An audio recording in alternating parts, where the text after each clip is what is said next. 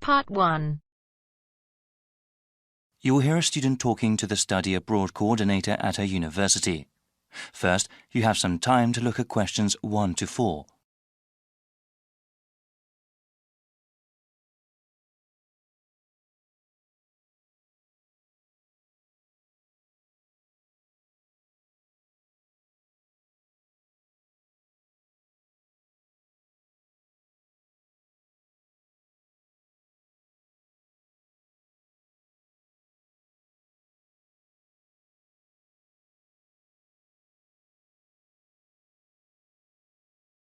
Now we shall begin. You should answer the questions as you listen, because you will not hear the recording a second time. Listen carefully and answer questions 1 to 4. Hi, Leela. Please sit down. So you were interested in studying abroad next year, right? Yes, that's right. I've always wanted to live and study in South America. Okay, well, I have to go over a few things with you first, Leela. Once I get some information, I can tell you about studying abroad. What is your last name? Kim. That's K-I-M-H. Okay, now, when are you interested in studying abroad? I want to study my entire third year of university abroad. Wow, that's a long while, but well worth it. Have you ever lived or studied abroad before? Yes, I took a summer language program in Buenos Aires, Argentina. Will you be applying for financial aid for your year abroad? I think I will be. Living costs are lower in South America, but plane tickets can be very expensive. What kind of degree do you want? I plan to obtain a Bachelor of Arts in Spanish and Latin American history. I'm especially interested in how countries there became democracies. That sounds very interesting. Do you have any idea what countries you want to study in? I think I'll do one semester in Bolivia and then another semester in Peru. That's all the basic information I need. Just ask if you need anything else. Before you hear the rest of the dialogue, you have some time to look at questions 5 to 10.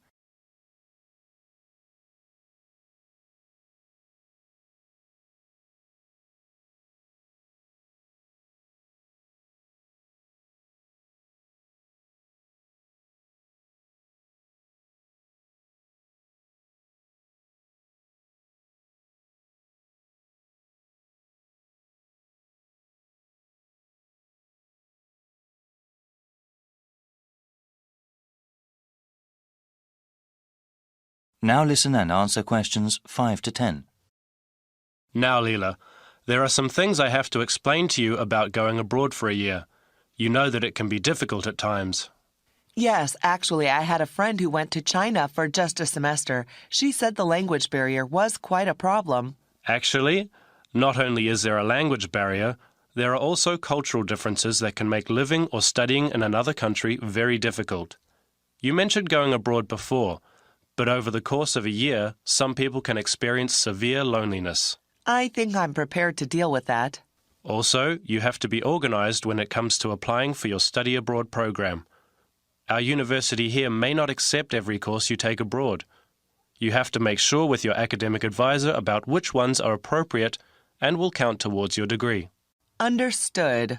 Thanks for the advice. Actually, I did want to go over the application procedure briefly with you. I read it on the website, but...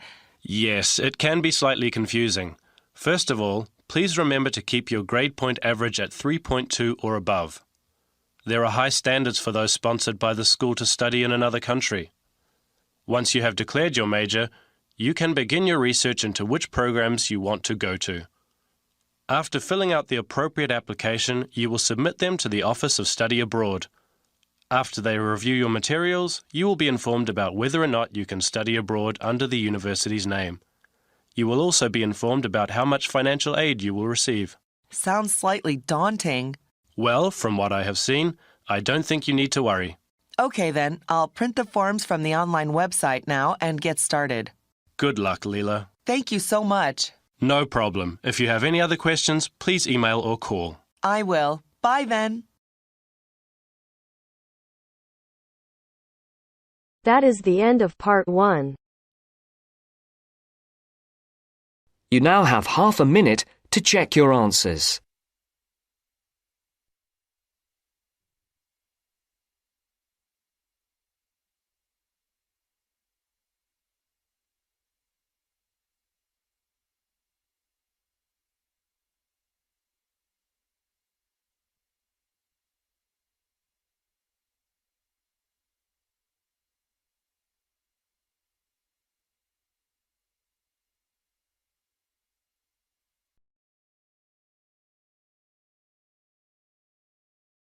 Now turns to Part 2.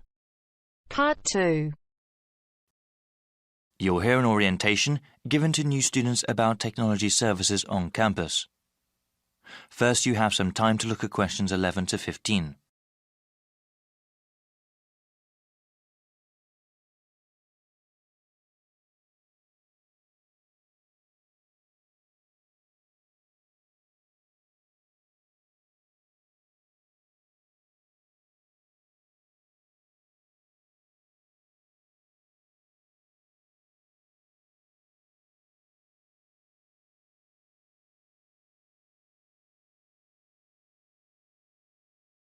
Now listen to the first part of the orientation and answer questions 11 to 15.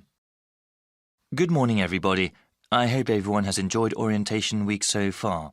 I know that you all have been getting quite a bit of information, but I really do need to give you some more regarding the Information and Computer Services, ICS, here at Kudrow College. I've been here long enough to remember when kids hauled their typewriters around. Having a computer, whether it is a desktop or laptop, is now indispensable. They are so necessary, in fact, that our school is willing to help students with financial aid, if they need it, in order to purchase a computer. If you want to know how the school can help you get a computer, please visit our website or the IECS Centre. Though we coordinate the One Student, One Computer program, our main task at ICS is to help students deal with any technical issues that they have.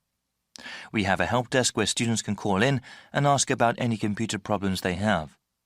At this time of the school year, the help desk assists students with connecting computers to the school network. Included in your orientation packets are instructions on how to do so. As you can see, the instructions for connecting a Windows-based PC is much more complicated than for an Apple computer. We actually recommend the latter because it is good for students to focus on their work, not on solving problems that come from the computer's operating system. If you call the help desk, you can also get help with things like connecting your printer. Best of all, if your computer is having major problems, you can bring it in and get it serviced. Before you hear the rest of the orientation, you have some time to look at questions 16 to 20.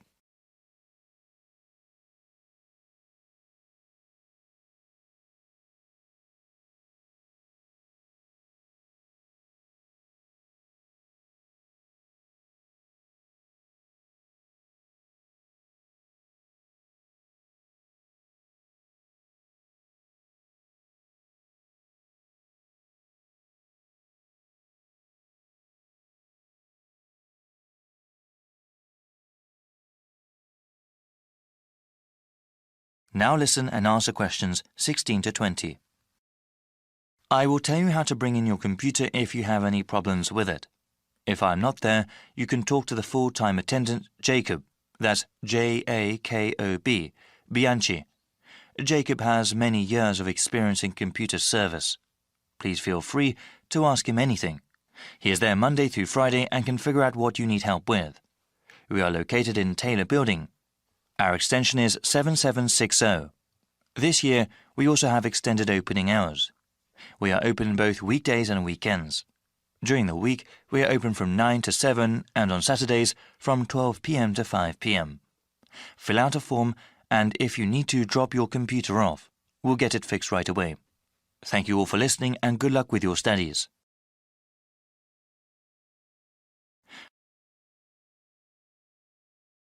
That is the end of Part 2. You now have half a minute to check your answers.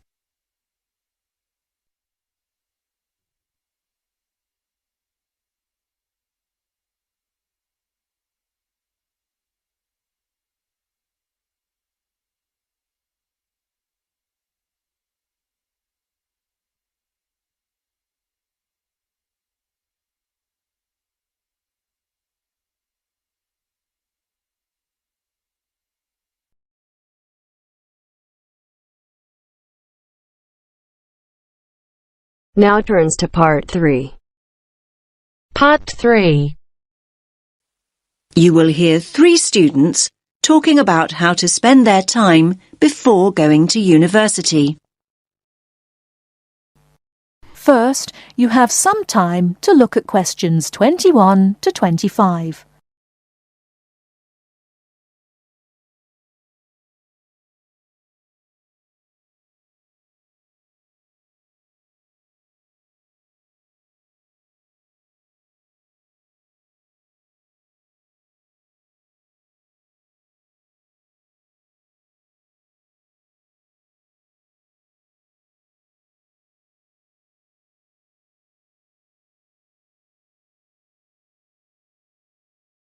Now, listen carefully and answer questions 21 to 25. What's that you're reading, Matt? Oh, hi Tara. It's an article about taking a gap year before going to university. Is that what you're thinking of doing then? Well, I hadn't really considered it as an option, but reading this has got me thinking. I'm looking forward to starting at uni, but I wouldn't mind a bit of time to myself first. Hi, guys. What are you talking about? Hi, Sandy. How's it going? Matt's reading about gap years. He wants to put off going to uni. I think a gap year's a great idea. I'm definitely thinking about it. Are you? What would you do with the year? Well, the programmes I've looked at involve volunteering of some kind. I wouldn't want to just go travelling for a year. I couldn't afford that anyway. The idea would be to work and help people, but more importantly, to grow up and come back knowing more about the world than I do now. Obviously, I'd choose somewhere hot and sunny. So, what exactly is volunteering? I mean, OK, I understand it means doing something for nothing, but what does it mean in terms of a gap year? Yeah, it means working with programmes in countries where people need support or some kind of aid. I bet your mum and dad aren't quite as enthusiastic as you are about all this. On the contrary, they're really supportive. They can see all the pluses. They realise that I don't know exactly where I want to be in 10 years' time. They think it'll give me time to figure things out and not make decisions I might regret later. I think I'd be worried about how the university look at it, though. Don't you think it suggests you're just putting off studying? Definitely not. Our tutor told us that a lot of universities encourage students to take a gap year. They see a year away growing up and maturing as an asset. Students arrive in higher education with an extra year of life experience, depending on what you do with the time, obviously. Yes, I can see that tutors might like having a few well-travelled students around. I mean, ones that have a more developed perspective. I think they also appreciate that students who come back from a year away, doing something worthwhile, have a stronger sense of direction and a clearer idea of what they hope to achieve. They probably speak at least a few words of another language too. The most important thing for the unis is that students are motivated. So anyway, what does your article say about the options? Do they suggest where students should go on their gap year? You now have some time to look at questions 26 to 30.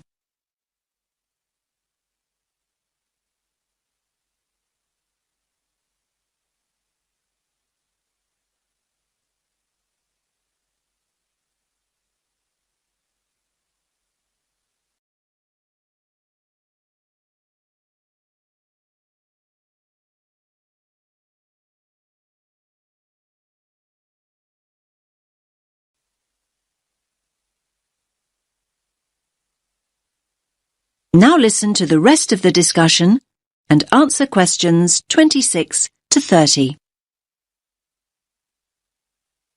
Well, apparently, Australia's the country where the highest percentage of students take a gap year, and it's the most popular destination for gap year students from other countries as well as Britain. I like the sound of a year in Australia. They say here that there are 3 main attractions. The abundance of great coast, beautiful beaches, learn to surf, all that stuff. Then there's the amount of time you can spend enjoying outdoor activities, like hiking and loads of sports.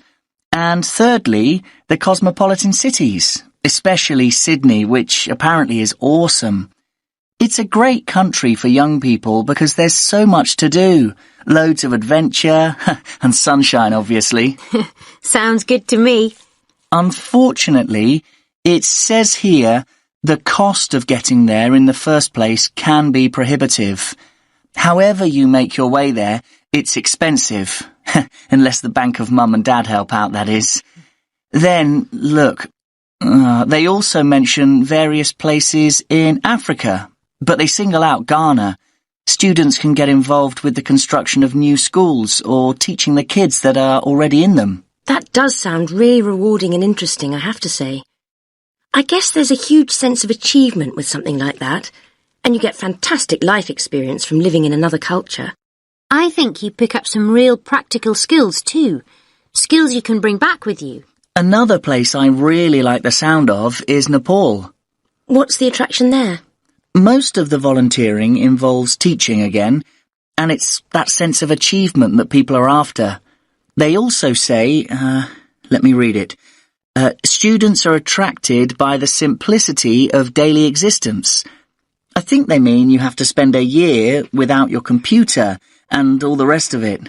It's all about going back to basics. So where do people stay? They live on farms or in mountain retreats. I'm not so sure I could manage that. I don't mind hard work, but I like a hot shower at the end of the day. Yeah, I imagine the food's not great either. They do actually say here that one of the things volunteers miss is good food choices. Anyway, there are plenty of other options. Why don't you read the rest of the...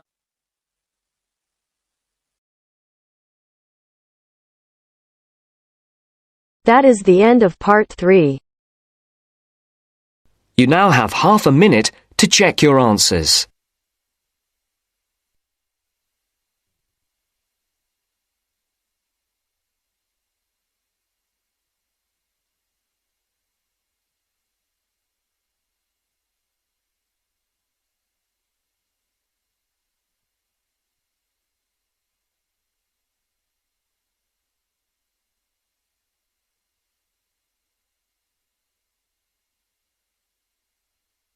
Now turns to part 4. Part 4. You will hear a woman talking about retail psychology. First, you have some time to look at questions 31 to 40.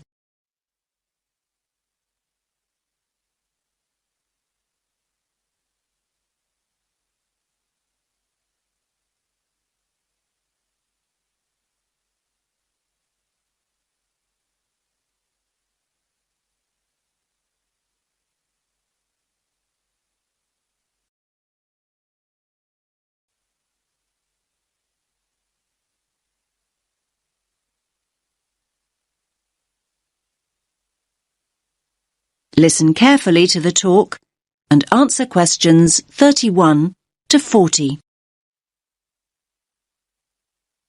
Hello everyone. Let's get started on the final lecture in our module on retail psychology. Today we're going to focus on supermarket layouts and how retailers display their products to encourage us as customers to spend as much of our money as possible. It's an interesting topic. Now, most of us don't actually realize that the layout is deliberately designed to make us part with our money. But in fact, millions of pounds are spent on research into the psychology of shoppers and what motivates us to buy. So, let's have a look at an actual supermarket layout. Now, here's the entrance to the store, just here. This area immediately around the entrance is what retailers refer to as the decompression zone or the dead zone. This is where the customers recover from the environment outside. And by that I mean this is where they adjust. For example, the place where they might put their keys in their pockets or take off their sunglasses, these kinds of things. So, what do you notice about this area? It's very empty, isn't it? Yes, it's pretty much clear of stock altogether. This area is not designed or used to sell us anything. Basically, the supermarkets never put any merchandise here because they know that no one's ready to buy yet. However, the retailers want their customers to feel comfortable. If they're in a relaxed state of mind, they're much more likely to stay longer and spend money. Now, let's look back at the entrance again. Now, it's interesting, but we know that 3/4 of us look right, not left, when we go into a supermarket. So, 75% of people. This gives the supermarkets a great opportunity to hit us with promotions and offers. So, near the front door, you might also find what we call the dwell zone. The dwell zone is the area on the right-hand side by the front door where you are encouraged to relax and browse. You will usually find newspapers and flowers here to help you do exactly that. Moving on from the dwell zone, we come to the power aisle. Basically, it's the main route customers return to after venturing into nearby aisles. And so this is the area of the supermarket where the strongest offers are displayed. So you might see a sign that reads barbecue time, and you'll see all the items you could possibly need for a barbecue. The charcoal, the sauces, the skewers and the drinks, everything you need, all in one place. Were you planning a barbecue before you went shopping? Do you even have a garden? Yes, the power aisle has a very powerful effect on sales, even though most of us don't even realize we are being sold to here.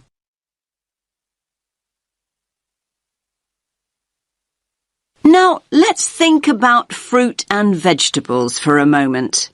They're always located towards the front. Now, why do you think this is? Yes, fruit and vegetables are always at the front because it gives the supermarket a healthy image. And let's think back to flowers and newspapers. We talked about both these items earlier. And yes, they're displayed near the front on the right. Now, they're known as distress goods. Why's that? Well, these are the goods that we often buy in a hurry or on impulse. In other words, these are the items we didn't actually intend to buy at all. But the supermarkets want us to put them in our trolleys even before we start our proper shopping. Now, what about everyday items like bread or milk or cereals? They're always placed right at the back of the supermarket. Yes, in this area here. Again, this is a deliberate strategy by the supermarkets. Basically, they want us to walk through the whole store to get them in the hope we will buy other things on the way. That's why items like these are often called destination goods. Now, where products are placed on the shelves makes a real difference. We read shelves a bit like we read a book. Our eyes go from left to right. And they want you to focus on the more expensive items, so they place them at eye level. It's often quite hard to spot items like cheap tinned food. Why is that? Well, they're normally placed very low on the shelves. Basically, the supermarkets don't want the cheapest products to be the ones you see first. Finally, let's have a look at the checkout area here. Now, we all know that sweets are deliberately placed within the reach of children at the checkout. But all kinds of things are displayed at checkouts these days. In fact, supermarkets can change what's on offer almost by the hour. It's a quick and easy way for them to rotate their stock. So, if the sun comes out, the checkout is an ideal place to display sunglasses. And if it rains, umbrellas can be placed there instead. Now, does anyone have any questions?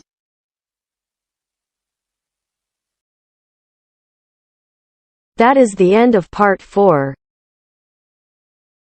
You now have half a minute to check your answers.